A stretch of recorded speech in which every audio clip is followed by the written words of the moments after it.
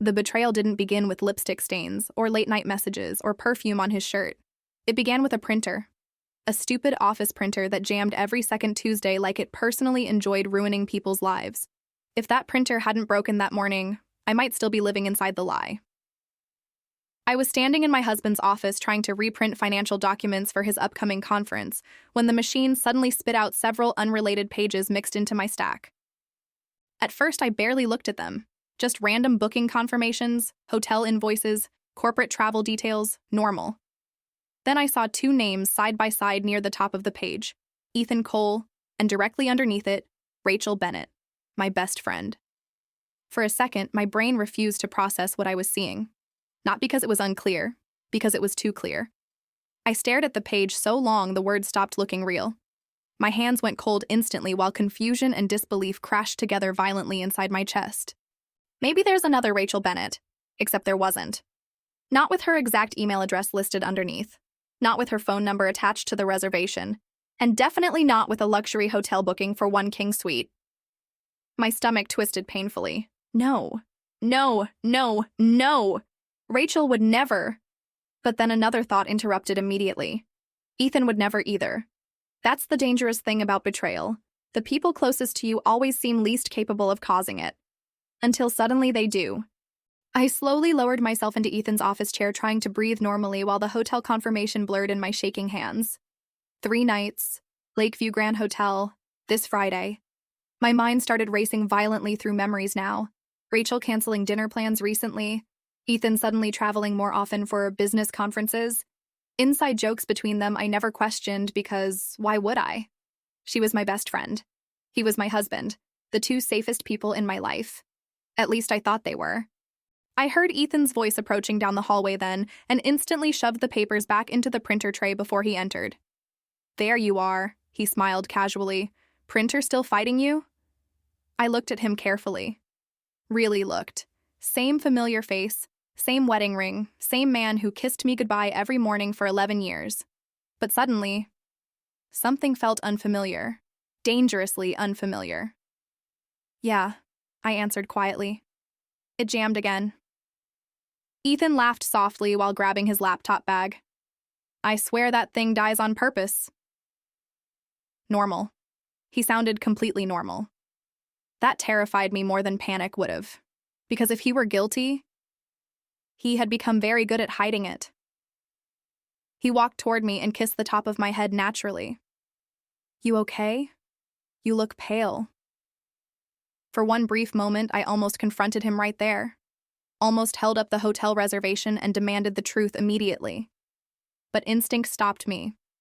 Because something deep inside whispered, if they're hiding this, then there's more you don't know yet. So instead, I forced a smile. Just tired. Ethan nodded without suspicion and left for work minutes later. The second the front door closed, I grabbed the hotel confirmation again from the printer tray. Then I noticed the detail that shattered me completely. The reservation had been booked 6 weeks earlier. The same weekend, Rachel stood beside me crying after my mother's funeral, promising she'd always be family. I spent the next 3 hours sitting alone at the kitchen table, staring at the hotel reservation, like it might magically change if I looked long enough. It didn't. Every detail remained exactly the same. Luxury suite. Friday check-in. 3 nights. Ethan Cole. Rachel Bennett. I kept waiting for some logical explanation to appear naturally in my mind. Maybe it was business-related. Maybe Rachel booked for someone else. Maybe Ethan planned a surprise involving friends. But deep down, I already knew those excuses weren't real, because intuition recognizes betrayal long before proof becomes complete. And suddenly memories started rearranging themselves differently inside my head. Rachel defending Ethan whenever we argued. Ethan texting late at night while claiming it was work. The strange tension I occasionally noticed between them before instantly dismissing it because the alternative felt impossible. Now every memory felt contaminated. At 2:14 p.m., Rachel called me. I stared at her name lighting up my phone screen while my pulse hammered painfully in my throat. For a second, I almost ignored it. But then I answered. Hey, you, she said warmly. Normal voice. Normal energy. Like she wasn't secretly sharing hotel rooms with my husband. How are you holding up today? That question nearly broke me. Because ever since my mother died 2 months earlier, Rachel had been checking on me constantly, cooking dinner for us, helping with funeral arrangements, sleeping beside me the night I couldn't stop crying. The level of trust between us wasn't casual friendship. She was family. Or at least I thought she was. "I'm okay," I answered carefully. "You sure? You sound tired." Interesting. Both her and Ethan noticed my voice immediately today. Guilt makes people hyper-aware sometimes. Rachel continued softly. "I was thinking maybe we could do wine night Friday? You haven't left the house much lately. Friday." My chest tightened instantly. Because, according to the reservation, she already had plans Friday, with my husband. I swallowed hard. "I thought you were busy this weekend." Tiny pause, barely noticeable, but enough. "Oh," she laughed lightly. "Why would I be busy?" Lie. And there it was, clear, sharp, undeniable. I closed my eyes briefly while pain spread slowly through my body like poison entering water. "Nothing," I whispered. Rachel kept talking after that, but honestly, I barely heard anything else. My mind stayed trapped on one horrifying realization. She lied effortlessly. No hesitation, no guilt. Like betraying me had already become normal enough to perform naturally. After we hung up, I finally did something I never imagined myself capable of doing. I checked Ethan's laptop. Even typing that sentence inside my own head made me feel sick. Because trust once defined our marriage completely. We never checked phones, never searched messages, never doubted each other openly, but betrayal changes moral boundaries quickly, especially when truth starts hiding behind passwords. His laptop opened automatically without requiring login. That detail hurt strangely too. He still trusted me completely, while secretly destroying me behind my back.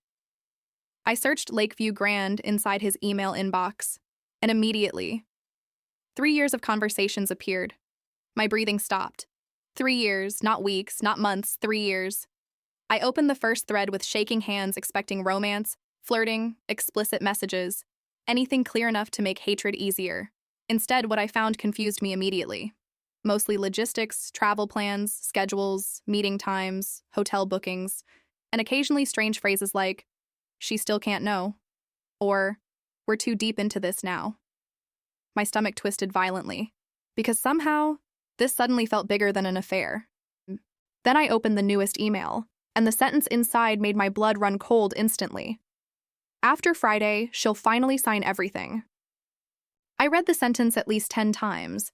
After Friday, she'll finally sign everything. My hands shook so badly I almost dropped the laptop. Sign what? Divorce papers? Financial documents? Something worse?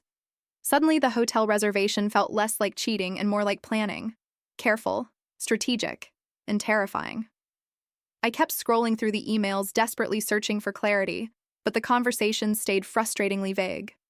No explicit love confessions, no obvious sexual messages, just hidden meetings, private travel, and cryptic discussions that sounded dangerously serious.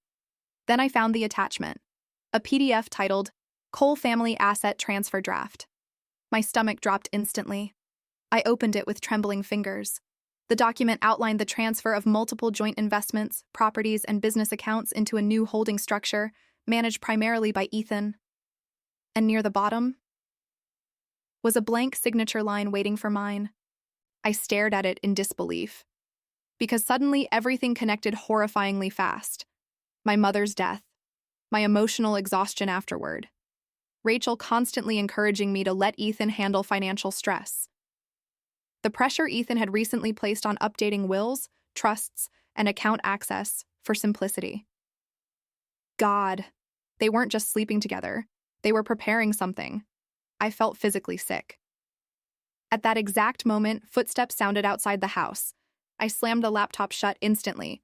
Rachel walked through the front door using her usual spare key seconds later, carrying coffee cups and smiling warmly. "Thought you could use caffeine?" she said casually. I stared at her frozen. How terrifying is it when someone betraying you still looks familiar? Rachel noticed my expression immediately. "You okay?" I almost laughed, because the woman secretly booking hotel rooms with my husband was standing in my kitchen pretending concern. And somehow that betrayal felt more personal than Ethan's. She sat beside me, gently placing coffee on the table. You've been isolating yourself lately. Interesting. Isolation. That word suddenly sounded strategic now. Like keeping me emotionally dependent made manipulation easier. I looked directly at her. Do you ever lie to me? The question hit her unexpectedly. I saw it instantly. Not panic. Calculation. Fast calculation. Then came the soft, wounded smile. Where is this coming from? Classic deflection, not denial. I held her gaze carefully. Just answer. Rachel leaned back slowly. Everyone lies sometimes. That answer chilled me immediately, because honest people usually say no first. Liars philosophize. She reached for my hand gently. Lena, what's wrong? I pulled my hand away instinctively before I could stop myself, and for one brief second, something dangerous flashed across Rachel's face. Not guilt, annoyance, tiny, controlled. But there. Then it disappeared instantly, beneath concern again. You're scaring me, she whispered softly. The performance was almost flawless. Almost. I stood slowly from the table while years of friendship collapsed painfully inside my chest.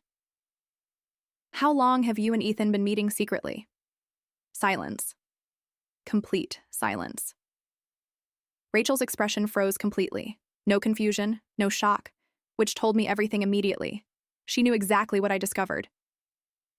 Lena, that tone alone nearly destroyed me. Gentle. Careful. Like someone approaching a wounded animal.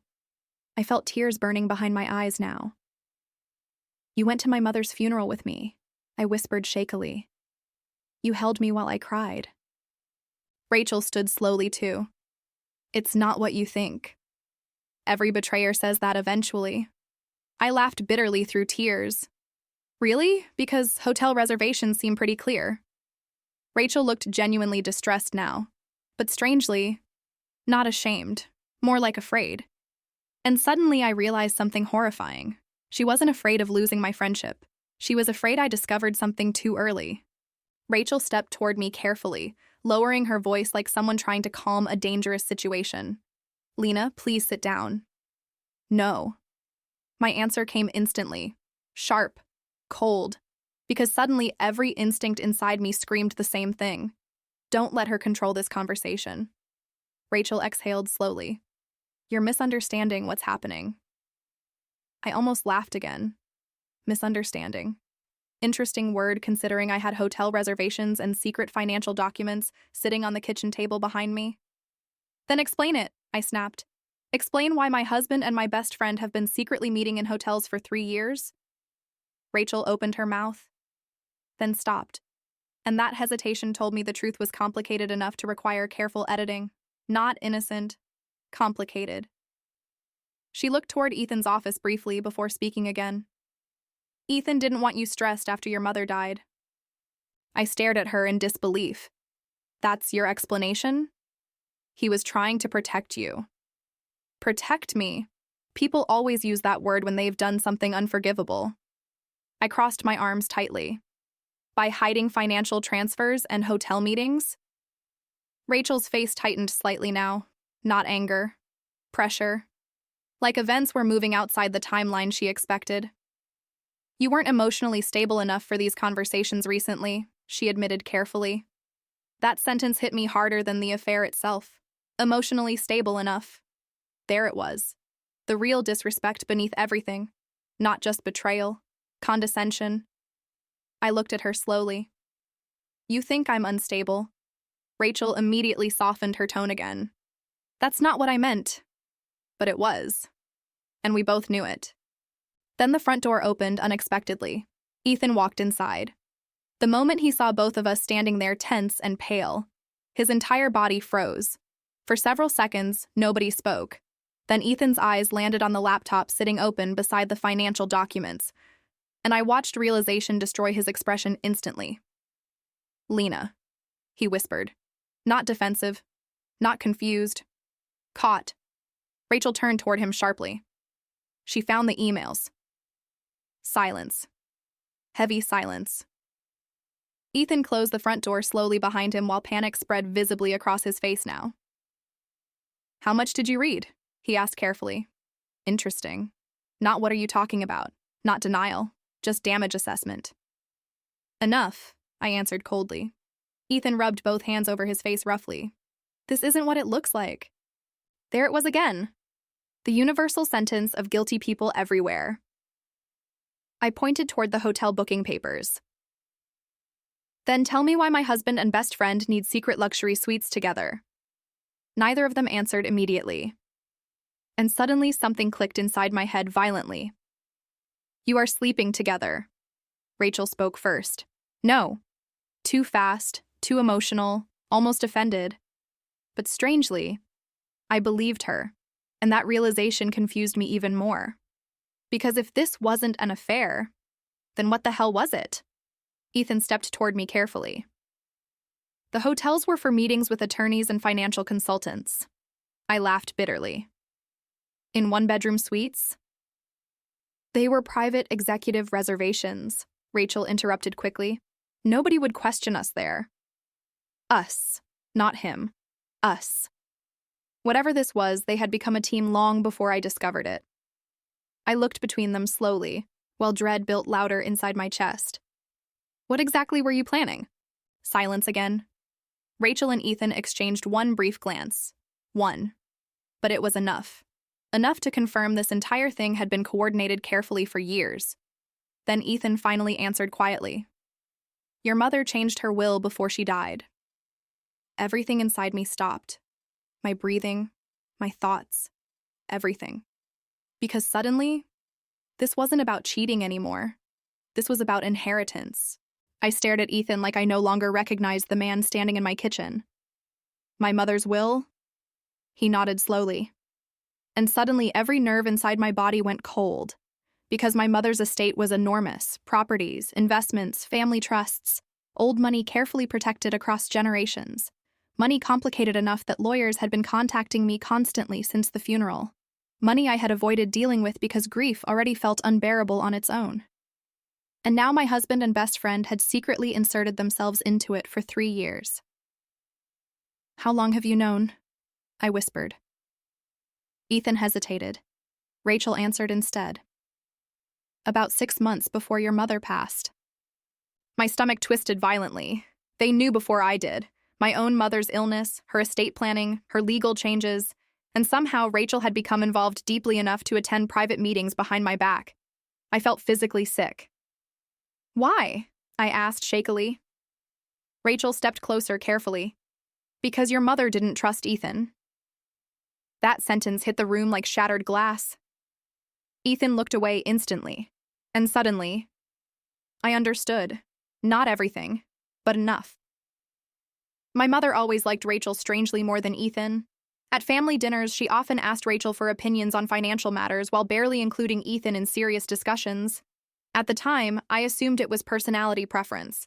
Now I realize something far more dangerous. My mother saw something I didn't. She believed Ethan was becoming financially reckless, Rachel admitted softly. After the failed investments 2 years ago, she worried about what would happen to your inheritance. I looked at Ethan sharply. Failed investments? He never told me about major losses. Ethan exhaled heavily now, like a man watching years of hidden truth collapse all at once. I fixed it, he said quickly. Everything stabilized. That's not the point, Rachel replied. Interesting. They sounded less like lovers, and more like enemies forced onto the same battlefield. I frowned. What exactly did my mother change in the will? Neither answered immediately, and suddenly fear moved through me so sharply it hurt physically. Tell me. Ethan finally spoke quietly. She transferred temporary control of the estate. My chest tightened instantly. To who? Silence. Then Rachel whispered, Me. The room tilted. Actually, tilted. I gripped the edge of the kitchen counter to steady myself while disbelief crashed violently through my entire body. You? Rachel nodded slowly, tears forming in her eyes now. Your mother was afraid grief would make you vulnerable, she said softly. She thought people around you might pressure you emotionally into signing things too quickly. My eyes snapped toward Ethan instantly. His silence told me enough. Oh my God, the asset transfer papers, the rushed financial changes, the pressure to simplify accounts. My mother knew. She knew something about Ethan long before I ever did. She made Rachel executor? I whispered. Temporary trustee, Rachel corrected gently. Only until you recovered emotionally enough to take full control. I looked between both of them slowly. And suddenly the hotel meetings made horrifying sense. Not romance. War. Secret meetings between the man trying to access my inheritance and the woman legally blocking him. Ethan stepped toward me desperately. Lena, I never tried to steal from you. Then why hide all this? Because your mother poisoned everything against me before she died. Rachel shook her head immediately. No, she protected her daughter. The tension between them suddenly felt ancient, years old, and right in the center of it all was me, grieving, manipulated, protected, lied to. I laughed softly through tears because somehow the truth hurt even worse than cheating would have. My husband didn't betray me with another woman. He betrayed me with secrecy. And my best friend didn't steal my husband. She stole my trust trying to save me from him. The kitchen felt smaller than it had ever felt before, like the walls were slowly closing in, forcing all three of us into a truth none of us knew how to stand inside comfortably. Ethan broke the silence first. This is why I couldn't tell you, he said quietly. Everything around your inheritance was already unstable. Your mother changed documents right before her death and sealed everything through legal trusteeship. Rachel nodded. She was extremely specific about timing. You weren't to have full access until the legal review period ended. I looked at both of them, not trusting either voice completely anymore. Because even truth, when delivered late, starts to feel like manipulation. So let me understand this, I said slowly. You both meet in secret hotels for years, behind my back, because my mother made legal arrangements before she died? Rachel shook her head quickly. Not behind your back in the way you think. Ethan added. We had to keep meetings private because if anyone found out about contested control of the estate, outside investors and family members would interfere. Contested control. Those words made everything colder. So you weren't cheating, I said quietly. Rachel looked at me immediately. No. Ethan also shook his head. No. A long pause. Then I asked the question that mattered more than anything else now. Then why did it feel like betrayal? Neither of them answered immediately, because that was the real truth. Even if intentions were legal, emotional reality had already been damaged beyond repair. I stepped back slowly, my voice shaking slightly. You let me believe my husband was having an affair. Ethan flinched.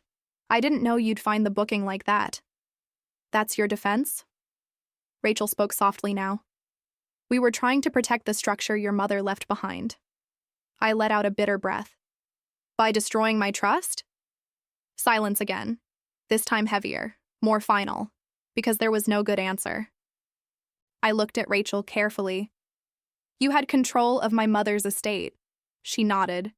And you still let me suffer alone after her death? Her eyes filled slightly. I thought distance would protect you from pressure, she said. From Ethan, from lawyers, from everything. I turned toward Ethan. And you? His voice dropped.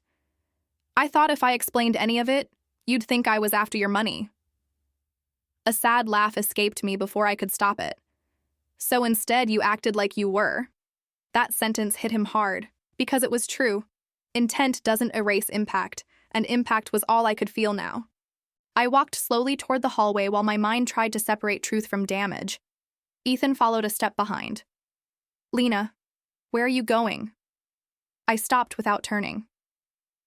I don't know yet, I said quietly. Rachel spoke behind me gently. Your mother loved you, she said. That was the only reason she did all of this. I closed my eyes for a second, because that part hurt the most.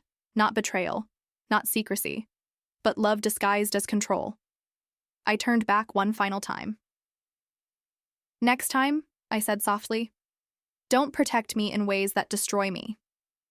Neither of them answered, because now they understood something important too. Sometimes protection and pain look exactly the same until it's already too late. I walked out into the night alone. And for the first time, I wasn't running from cheating, or conspiracy, or inheritance. I was walking away from the version of my life where I let other people decide what truth I could survive.